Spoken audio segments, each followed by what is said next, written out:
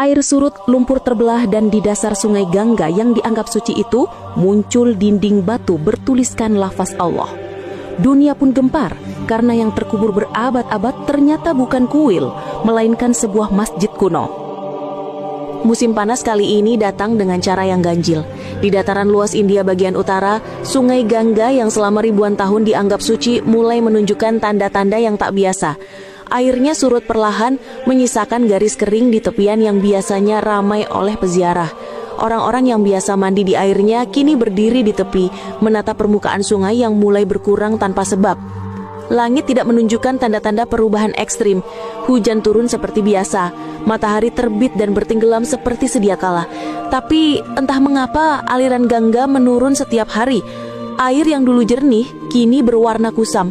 Lumpur mengendap di dasar dan bau anyir mulai tercium.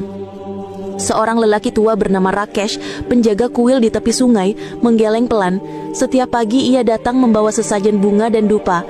Namun hari itu ia hanya menatap air yang kian menyingkir dan anak tangga batu. "Dewi Gangga, apakah engkau murka?" gumamnya lirih. Ia menatap langit dengan mata yang mulai berkaca. Namun tidak ada jawaban. Yang terdengar hanya desir angin dan suara burung bangau yang terbang menjauh dari tepi sungai. Di kota Varanasi, para ilmuwan mulai melakukan pengukuran debit air. Angka-angka menunjukkan penurunan yang tak logis. Tidak ada bendungan baru, tidak ada pengalihan aliran air. Namun sungai seolah disedot oleh bumi. Para ahli geologi, klimatologi, dan bahkan pemuka agama datang berdiskusi di berbagai forum. Tapi semua kembali dengan wajah kebingungan. Di sisi lain, rakyat kecil panik. Para petani kehilangan sumber air untuk sawah mereka. Ikan-ikan mati di tepian. Beberapa pendeta mengklaim bahwa ini pertanda pembersihan spiritual. Mereka menyeru agar umat memperbanyak ritual. Namun di tengah kekacauan itu, ada segelintir orang yang mulai merenung lebih dalam. Mereka bertanya-tanya, mungkinkah ini bukan sekedar fenomena alam? Hari demi hari berlalu. Sungai Gangga yang dipercaya sebagai penebus dosa kini berubah menjadi cermin yang memantulkan kebusukan umatnya sendiri. Di bawah sinar matahari sore, dasar sungai mulai terlihat. Tumpukan lumpur, botol plastik, sesajen busuk, sisa kremasi manusia. Bau menyengat menyelimuti udara, seolah bumi sendiri sedang muntah atas segala yang dilemparkan manusia ke dalam perutnya. Dan pada hari ke-7 sejak surut pertama kali, keheningan mendadak menyelimuti seluruh lembah. Sungai yang dulunya penuh doa kini kering, meninggalkan rasa takut dan tanda tanya besar di hati setiap orang. Ketika kekeringan Gangga menjadi berita nasional, pemerintah akhirnya turun tangan. Perdana Menteri mengumumkan gerakan besar-besaran yang disebut Gerakan Gangga Bersih, sebuah program untuk menyelamatkan sungai dari kehancuran. Ribuan warga dari berbagai agama dan daerah datang menjadi relawan. Mereka datang bukan hanya karena panggilan nasionalisme, tapi juga karena keyakinan bahwa menyelamatkan sungai berarti menyelamatkan hidup mereka sendiri. Di antara para relawan itu, ada Amir, seorang pemuda muslim dari kota Lucknow. Ia datang tanpa banyak bicara, hanya membawa sekop dan iman di dadanya. Ia tahu bahwa kebersihan adalah sebagian dari iman, dan melihat sungai yang dipenuhi sampah membuat hatinya perih. "Sungai ini bukan hanya milik satu kaum," katanya pelan kepada seorang relawan Hindu di sebelahnya. "Air ini adalah rahmat Allah untuk semua makhluk." Lelaki itu terdiam, lalu mengangguk. Setiap hari ribuan tangan bekerja mengangkat lumpur dan sampah dari dasar sungai.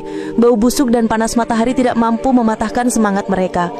Di bawah tenda-tenda darurat, air minum dibagikan, doa-doa dipanjatkan.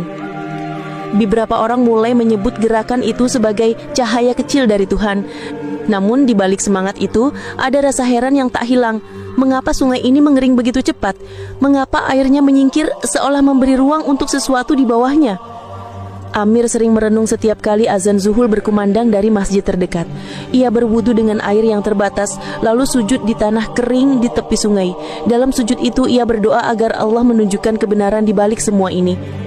Hari-hari pembersihan berjalan seperti ritual panjang. Ratusan truk mengangkut sampah keluar kota.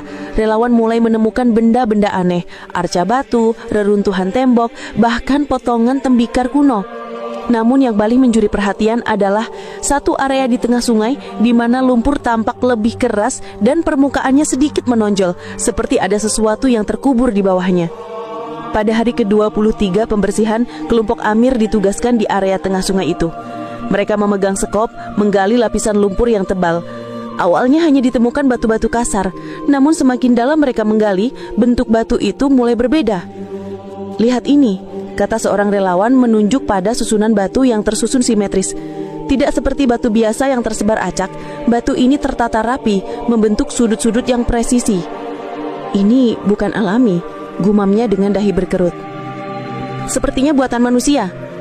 Mereka memanggil pengawas proyek. Setelah dilakukan pemeriksaan, tim arkeologi didatangkan ke lokasi.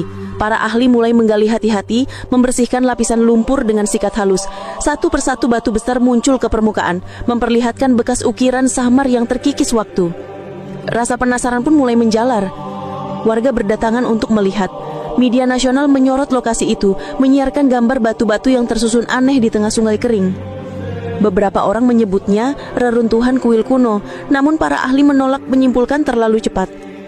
Amir yang masih berada di lokasi itu memperhatikan sesuatu yang aneh di sisi barat gundukan. Ada satu batu yang berbeda warnanya, seolah pernah terbakar atau terendam lama. Ia membersihkan bagian itu dengan tangannya sendiri, dan tampak pola lengkung yang tak ia kenali. "Bukan tulisan Sanskerta," katanya pelan, "tapi sepertinya huruf." Ia berhenti. Ia tidak yakin, tapi hatinya bergetar aneh, seperti pernah melihat bentuk itu dalam mushaf Quran. Hari itu mereka menandai lokasi tersebut dan menutupnya sementara. Pemerintah mengumumkan akan melakukan penggalian arkeologis lebih dalam.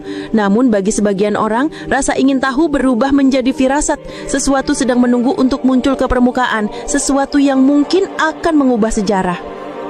Seminggu setelah penemuan pertama, penggalian besar-besaran dimulai. Para arkeolog bekerja siang dan malam. Lumpur disedot dengan pompa dan batu-batu besar diangkat perlahan agar tidak rusak. Semakin dalam mereka menggali, semakin jelas bahwa ini bukan reruntuhan acak, melainkan struktur bangunan besar. Dinding setinggi 3 meter muncul, tersusun dari batu kapur halus. Yang mengejutkan, permukaan dinding tersebut memiliki ukiran yang tidak dikenal oleh para ahli India. Tidak ada bentuk dewa, tidak ada simbol khas Hindu, Buddha, Jain. Yang ada hanyalah pola geometris yang rapi, berulang dan indah. Di salah satu sisi terdapat lengkungan besar seperti gerbang, dan di bagian dalamnya terukir kaligrafi halus yang membuat para pekerja terpana.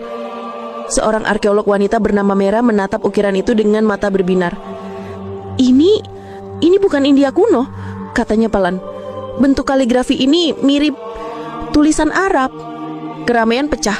Wartawan menulis berita dengan judul besar. Para pemuka agama Hindu mulai resah. Bagaimana mungkin di dasar sungai suci mereka muncul tulisan dari peradaban lain?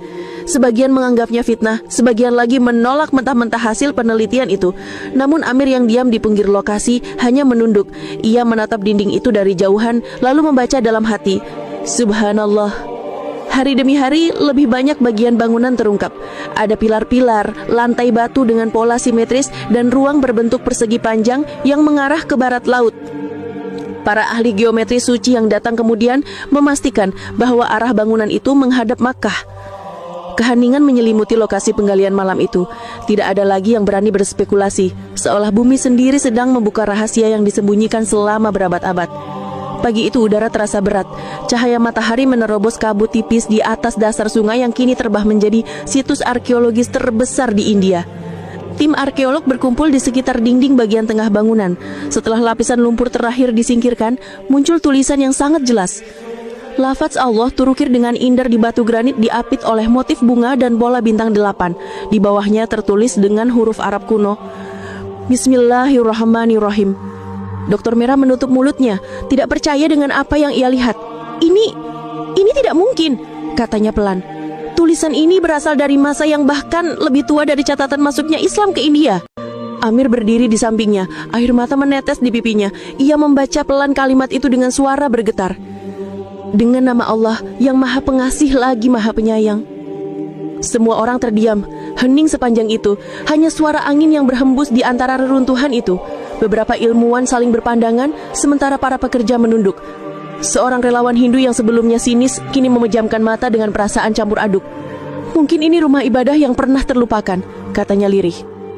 Pemerintah India akhirnya mengeluarkan pernyataan resmi bahwa struktur tersebut diduga merupakan masjid kuno yang telah terkubur selama beribu tahun di dasar sungai Gangga. Namun bagaimana dan mengapa ia berada di sana masih menjadi misteri. Malam itu Amir kembali ke tenda kecilnya di pinggir sungai. Ia berwudu dengan air yang tersisa, lalu sholat 2 rakaat dengan khusyuk.